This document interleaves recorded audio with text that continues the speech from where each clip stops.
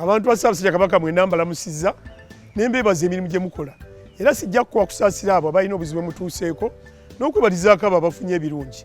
Erinnya Kizito Moses Gambo B okuva mu kitongole ekya Buganda Land Board mu kiwayi ekisomesa. Mwenno abafunye ebirungi mwebale.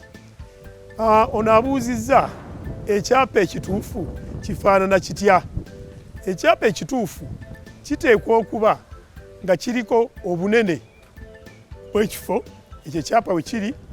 Ekyokubiri kiteekwa okuba kiriko bulooku ne plot number ezo nga ntuufu. Ekyokusatu kiteekwa okuba kirina obunene ekyenkana. Kati nno bwe kiba nga kya liizi kiteekwa okuba nga kiriko LRV. Eyo nno nnamba egabanyizibwa mu kyapa ekya liizi. Liizi eziba zifuniddwa ku kyapa kya mayiro, kuba liizi twabategeeza dda eva mu kyapa kya mayiro. Tosobola kufuna liizi ate ng'olina mayiro. N'olwekyo tubategeeza nti liizi eyo erina okufuna nnamba. Buli liizi efunibwa ku ttaka ku kyapa erina okufuna nnamba. Ennamba eyo gye tuyita LRV. Ekyapa ekyo kiteekwa okuba nga kiriko omukono ogwa registra era ekyapa ekyo kiteekwa okuba nga kiriko siiru.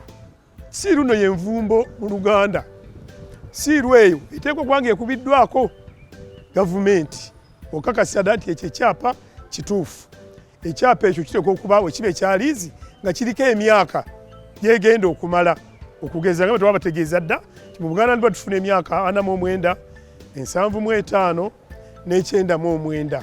N'olwekyo tulina okugoberera ebyo byebimu ku biba ku kyapa ekyo.